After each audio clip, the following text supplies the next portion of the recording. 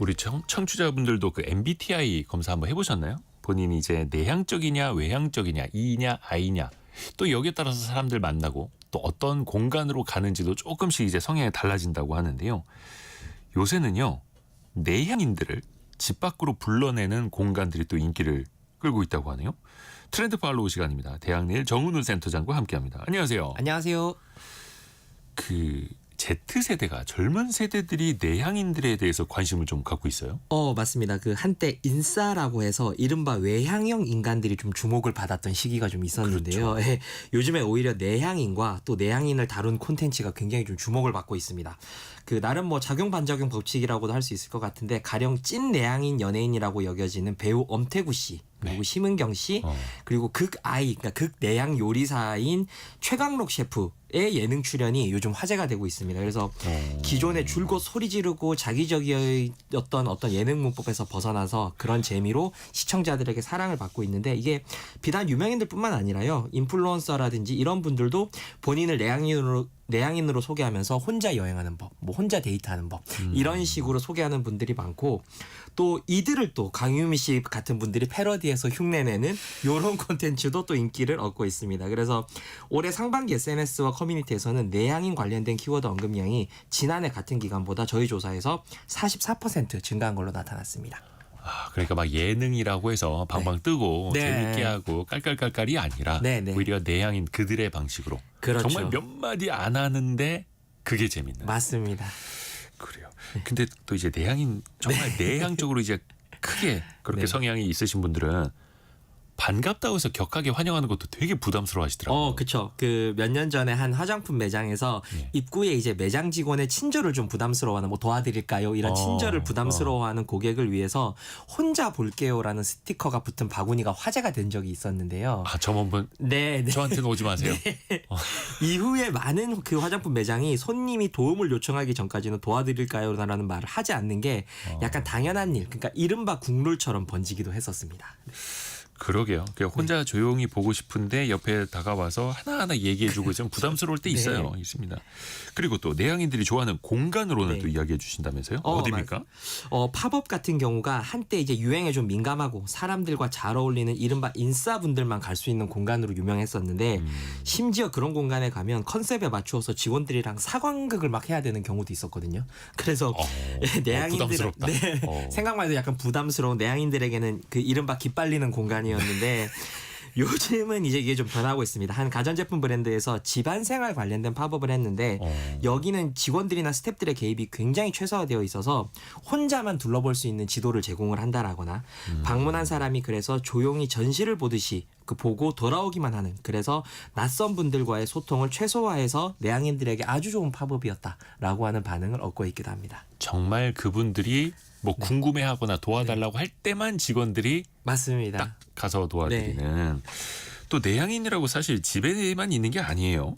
취미 활동도 적극적으로 할 수도 있잖아요. 그렇죠. 그 공방 같은 곳에 직접 찾아가기도 하지만 실제로 선생님은 없는 이른바 무인 공방 시스템, 즉 무인 원데이 클래스 방식이 또 인기를 끌고 있습니다. 잠시만요. 뭐 배우러 가는 건데 선생님이 없으면 어떡해요? 그렇습니다. 그래서 가면 이제 선생님이 영상 안에 태블릿 같은 영상 안에만 있고 그거에 따라서만 하면 되는 식인데요. 사실 이런 아무도 없는 무인 원데이 클래스 방식이 처음은 아닙니다. 그 이 자리에서도 몇 번 설명드렸었는데 코로나 때 많은 공방들이 생존 전략으로 사실 이런 방식을 채택을 했었습니다. 근데 코로나가 끝나고도 내향인들에게 이 방식 너무 좋다라고 이제 해서 환영을 받고 있는 건데 강사랑 대면이나 어떤 낯선 이들과의 어떤 대면이 없는 게 특징인데 그래도 같이 배우는 게 낫지 않냐라고 여기시겠지만 이 내향인들은 또 그렇지가 않습니다. 이 커플이나 혹은 혼자 배우러 가게 되는데 아무래도 조용히 이런 그 나만의 어떤 속도로 이걸 배울 수 있다라고 답하는 분들도 많았었고요. 또 향수를 이렇게 조향하는 클래스 같은 경우에 오히려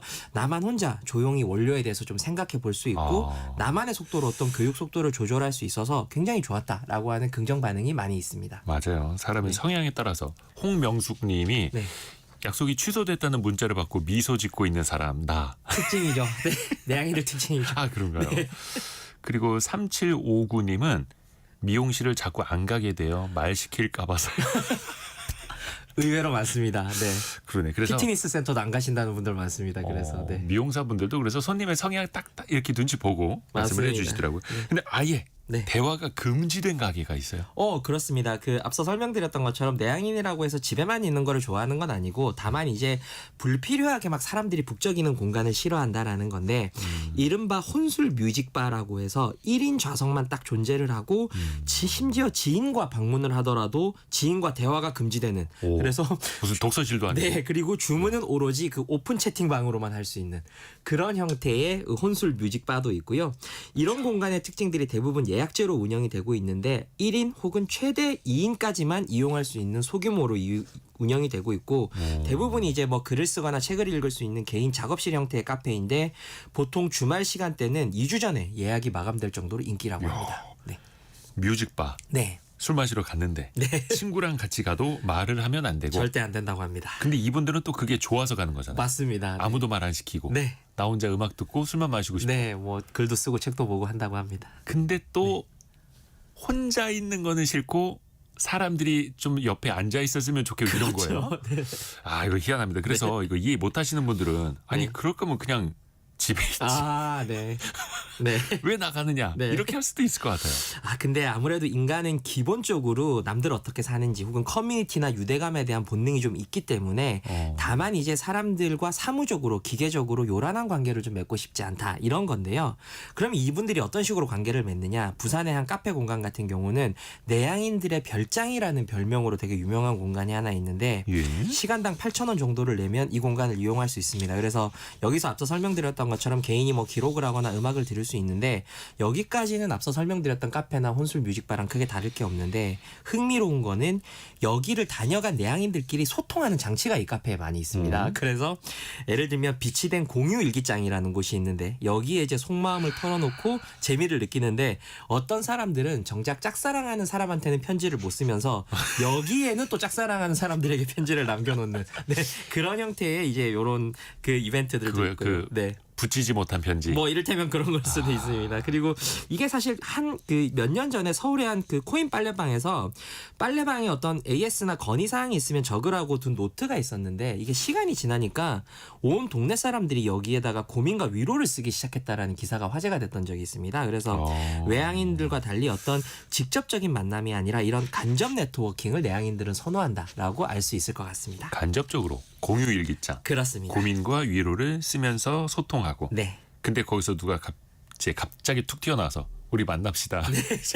와장창. 네. 0151님이 학교 다닐 때 너무 말이 없어서 담임 선생님이 넌 하루에 몇 마디 하니 이렇게 물었던 기억이 있네요. 네, 많죠 그런 분들. 박미영님은 집에서는 그런 분위기가 안 난다. 맞습니다. 네.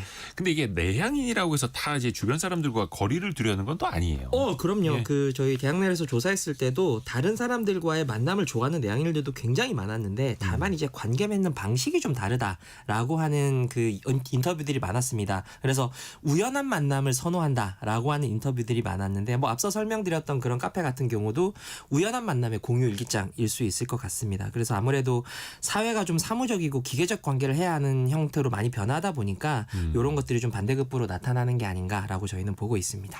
이런 걸 좀 가게에 꾸며보는 것도 방법이겠네요. 아무래도 이게 핵심이 부담감이라고 보시면 될 것 같습니다. 내향인들이 대체로 낯선 관계에서 침묵을 불편하게 여기고 억지로 대화를 이끌어가는데 큰 에너지를 소모하는 걸 부담스럽게 여기는데 이런 부담감이 없는 공간에서 앞서 설명드렸던 것처럼 간접 네트워킹을 맺게 되면 이런 것들이 굉장히 활발해지는데 뭐 칵테일바 같은 경우에 낯선 대화처럼 해서 질문 카드로 대화를 유도하는 이런 프로그램들도 한번 참고해 보실 법 할 것 같습니다. 이야, 네. 박미영님이 아까 그 세탁소. 네. 마음까지 세탁하는 세탁소네요. 이렇게 보내주셨고 뭔가 이제 공감할 수 있는 공간을 꾸민다는 거. 자영업 하시는 분들도 네. 한번 또 이용해 보시면 좋을 것 같습니다. 대학내일 정은우 센터장이었습니다. 고맙습니다. 고맙습니다. 자, 2부에서